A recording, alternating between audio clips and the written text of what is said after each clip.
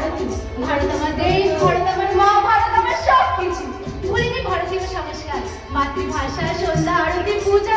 জানেন আমার বাড়ির টবে আছে তুলসী গাছ, আর অন্তরে আছে ভগবান।